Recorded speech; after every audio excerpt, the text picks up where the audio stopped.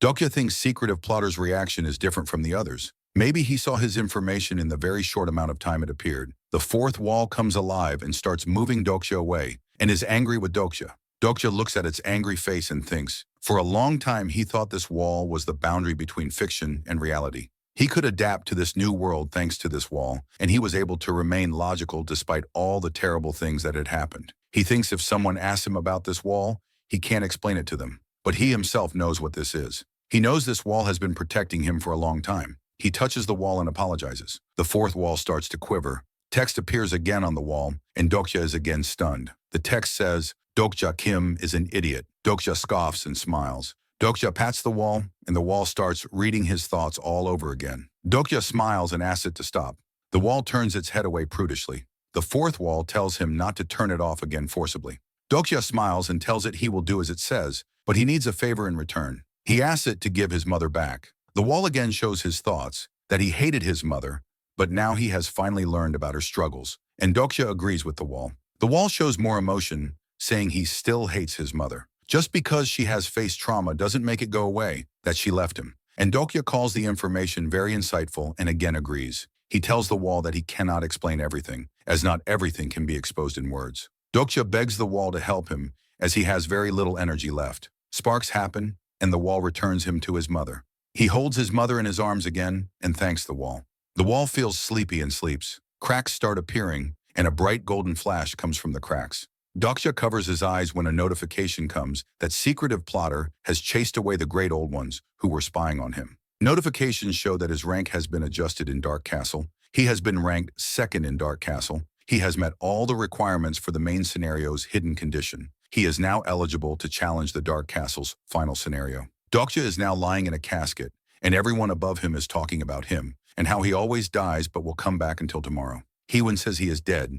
They had to put him in a coffin. Another question is that he went to find another hidden piece. Junghyuk says all the dark pieces found in the Dark Castle are useless. He says he has to get him to the next floor. Hyun Sung says that they seem to be close now. Junghyuk passes him a glare. Seeing his glare, he tells him not to look at him like that. Heewon says that no one in the world will stop fearing death just because they can come back to life. Yusun sits with his coffin and says if it wasn't for him, she would be dead. Jihye says if she had 2 lives, she would give one to Dokja.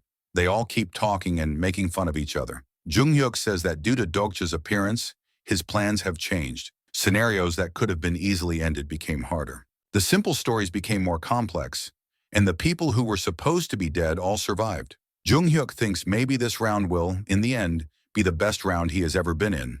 Ji-hee asks if the fate thing is over or not, as Dokja is dead. Everyone thinks that it must be over, considering he was going to be killed by someone he loved, and he died by his mother. So that is that. Junghyuk, on the other hand, is thinking that fate is not over. The nebulas are not such pushovers. They would know about his ability to resurrect, so the fate would not end like this. He knows the next scenario they will be taking part in won't be easy to complete. He glances at the sky. The notification shows that the constellation is looking down on its incarnation. Junghyuk thinks it's his 3rd round taking part in, but he still doesn't know who his supporting constellation is. He calls his supporting constellation and says he wants to ask something. On the other side, Dokja opens his eyes and he is in a dark place. He sees the notification that he is dead. He thinks it has been 4 days already. He guesses death is taking quite a toll on him this time. He keeps slipping in and out of consciousness. He thinks he has made plans for the future in the past 4 days. If he completes the next scenario, the story will flow as it is supposed to. Throughout the 9 scenarios he has been in, he has steered the narrative too far away from the original story for him to be able to make use of the knowledge he has of the story. He is up in the sky, looking down on the Wanderers. He looks at them, thinking they are getting powerful. This will help in pushing through the narrative. A notification comes saying an unnamed constellation has donated 100 coins to Incarnation Hyun Sung Lee Heewon, and Hyun Sung looks up, and they feel Dokja being up there, and they know that he was watching them, and it was him sending them 100 coins. On the other side, Yusung and Gilyung are fighting a monster. Dokja thinks they cannot handle it yet, but this will be of great help in the future for them. Dokja smiles at them, and a notification shows that an unnamed constellation is smiling at them, and Yin smiles back. Dokja looks at her, thinking if this is how it feels to have a daughter. Dokja then looks at Junghyuk. He thinks he has gotten through his post-regression, Sukyung depressed, Sukyung phase, then the rest of them will have no problem. They can follow him. But he thinks the real problem is himself. Many notifications come in front of him, and one says that a large fate is hoping for his death. Dokja is thinking he needs to do something to get them off of his tail and to protect his friends. He thinks of something as being the only way. The blue tab says all the conditions of his resurrection have been met. The effect of the attribute 8 lives has been activated, and his body is being resurrected from death. With sparks around his body, he opens his eyes. He cracks open the coffin and comes out smiling. Everyone is surprised that the rumors were true, that Dokja would come back. The tabs show that the third head of the serpent has been put to sacrifice, and the head's special ability is spirit. Dokja sees fireworks in the sky. Heewon comes and congratulates him on his resurrection. Dokja looks at her and mockingly tells her not to put him in a coffin the next time he dies. More notifications come and tell that his fame among the incarnations has increased due to his continued resurrection, and his rank has been increased by a minuscule amount. The constellation A Demon-like Judge of Fire is happy about his resurrection. Constellation Prisoner of the Golden Headband congratulates him on his return, and Constellation Goryo's Top Swordsman sings praise of his bravery. More notifications show that Abyssal Black Flame Dragon mumbled as it rummaged through its pocket, and many constellations are impressed by his feat. Dokja receives 9,000 coins, and he thinks they might have been feeling bad for not being able to help him. Dokja acquires a semi-mythical story, and the story is about the one who killed an outer world god. Dokja is surprised to see that happening. Dokja thinks he would have gotten a mythical story if he fought the Great Old One, but he would have perished even before he could open his mouth if he faced something like that. The notifications show that a few other gods have become curious of his newly acquired story, and others have learned of his existence due to the story, and his modifier will soon be announced. Dokja thinks he was lucky to start as the lowest-ranking historical constellation, but he might end up as a high-ranking historical constellation. Blue tabs show that his rank will be announced soon.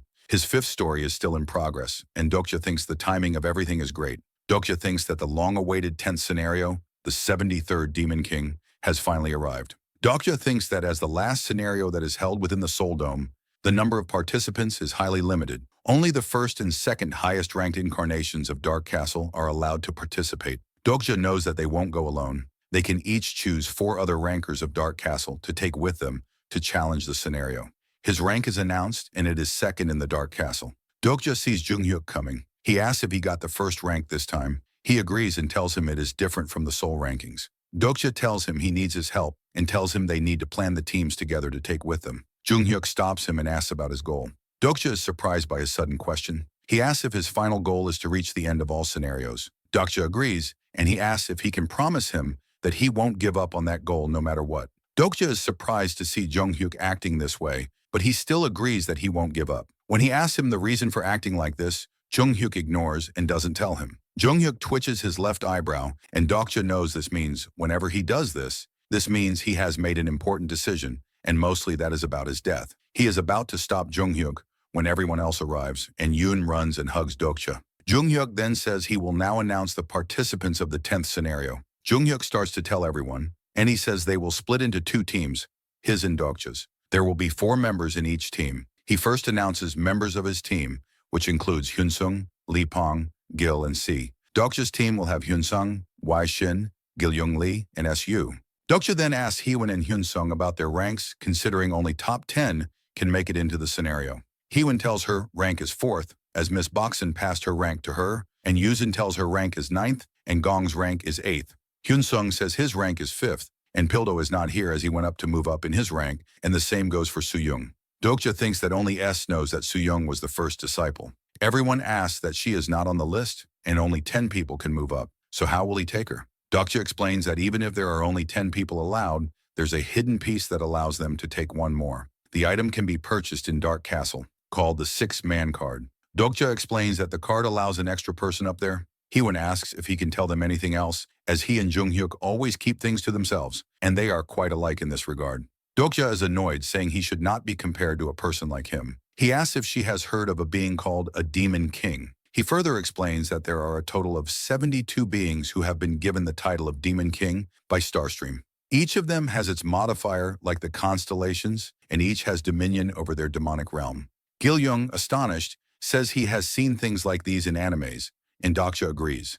Dokja informs them that in the 10th scenario, they will be fighting a Demon King. Dokja knows this is how it is. He then explains the Demon Kings. According to TWSA, they are constellations who refused ascension. They are constellations that chose to remain behind in the human realm in the literal sense. They mock the constellations who obsess over star signs and still reside in these lands which even the Dokkaebi abandoned, which is probably why they don't get along too well with the constellations. He explains that they were especially hostile toward the constellations of pure good alignment. It is their hostility that became the basis for the Dark Castle scenario. It was designed specially to satisfy the constellations. Dokja is dragging Sooyoung with a rope, and she keeps telling him she doesn't want to fight a Demon King. He tells her that the 73rd Demon King is not even a real Demon King. He understands that there are only 72 Demon Kings who were given the title officially by Starstream.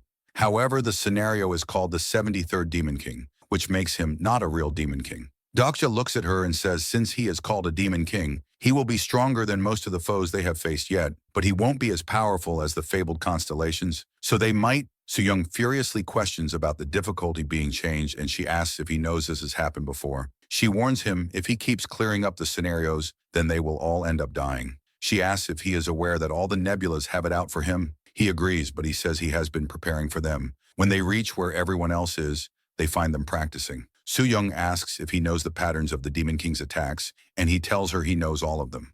Dokja smiles and asks if she still thinks the upcoming scenario will be difficult. Everyone welcomes him back, and he asks if all of them have moved up in rank, and Sooyoung is surprised to see him like that with them. Hyewon informs him that they are all in the top 10 now, except Jihye and Pildo, but they are also in the top 10. Seon questions if this happened automatically, which means someone above them died. She thinks something is fishy. Jungyuk asks if Dokja will be taking Sooyoung with him, and he agrees. Sooyoung hides behind Dokja. Notifications show that Incarnation Jungyuk has used a 6-man card and has made her a special scenario participant. Jungyuk puts the card in front, and Sooyoung comes out. Sooyoung was surprised to see the notification that she was a part of Jungyuk's team. She fights to see that, but Dokja tells everyone to get ready as they will be moving out soon. Both teams are ready. Dokja keeps looking at H'in. She asks why he is staring. He smiles and tells her he just finds this moment very moving. Dokja looks at everyone and thinks that this mix of people from the real and fictional world is something only the reader of TWSA can truly appreciate.